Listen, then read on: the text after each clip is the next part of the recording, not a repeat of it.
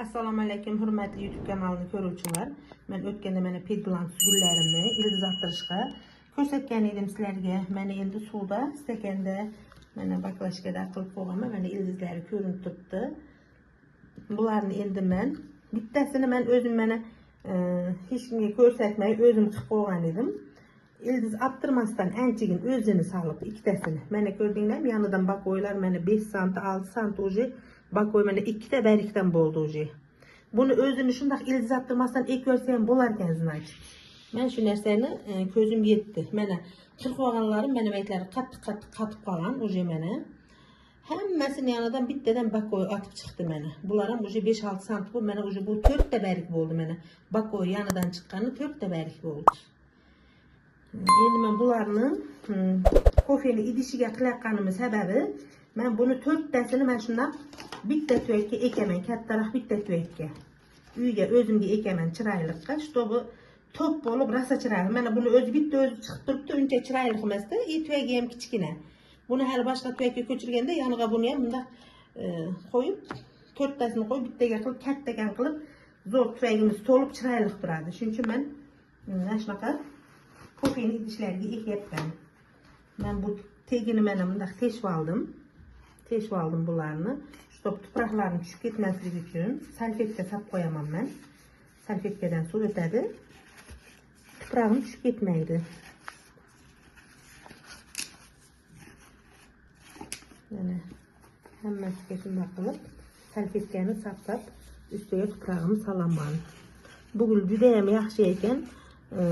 Men buni o'zini ekib qo'yganda bu stakanchikka ko'karadim yo'qmi tavakkal xudo deb ekib qo'ydim. Mana o'zi 5-6 sm bo'lib o'sdi. Ikkitadan dash 3-bariklari mana chiqib kelyapti. Ikkita tupini mana ekib qo'ygan edim.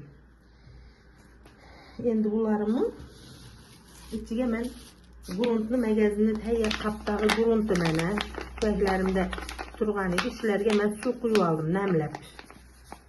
Endi ularni men stakanchiklarimga solaman.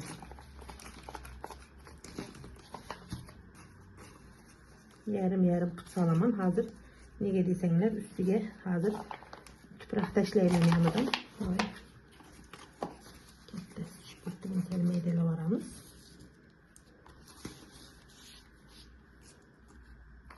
Mana yarım qo'limda sola qolaman. Mana yarımdan qilib buni solaman. Nega desanglar, hozir ustiga tuproq solaman yana.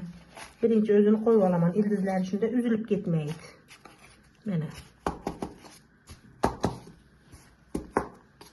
Sal urib ursak, tagidagi salfetkasi bilan yaxshicha tushib oladi. Endi bularni ochib ko'raman.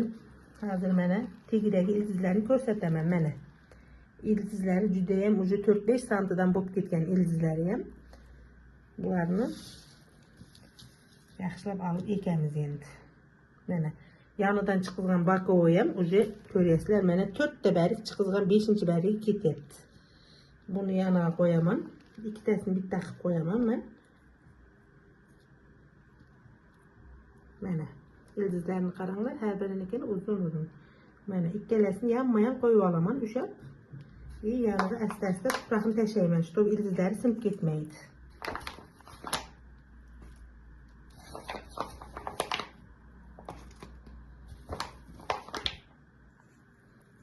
Asta har tomonidan tashlasak mana stakanchikka o'zi yaxshi shunday o'tira qoladi.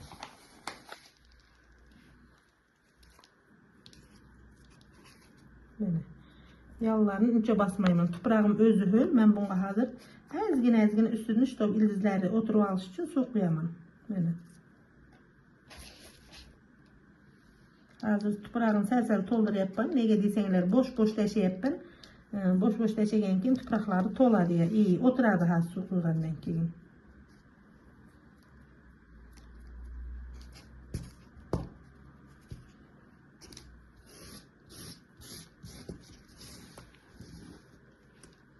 Keyingilarni ham mana shunday qilib ekamiz barini.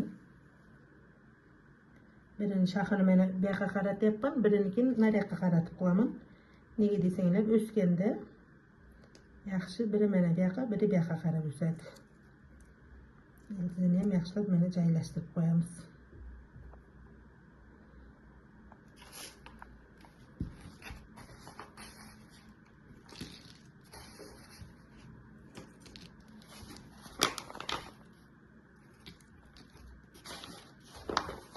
Shunday qilib hammasini ekib olamiz mana.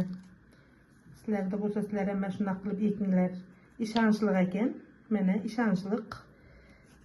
Ildizi ham chiqadi, bari chiqardi. Ildizsiz tiqib qo'yganim ham chiqdi mana. Proba qilgan edik. U ham mana ildiz atib уже 3 ta 4 ta barg bo'lib chiqib turibdi. Mana bu gulim ham. Yaxshi mana. Hammaga xayrli kun tilab qolaman. Hammasini mana shunaqa usul bilan mana ekib qo'yaman. Videom juda cho'zilib ketmasin. Hozir sizlarga mana ko'rsatib berdim. Bu bir stakandagi mana ildizini ko'rsatay sizlarga. Mana.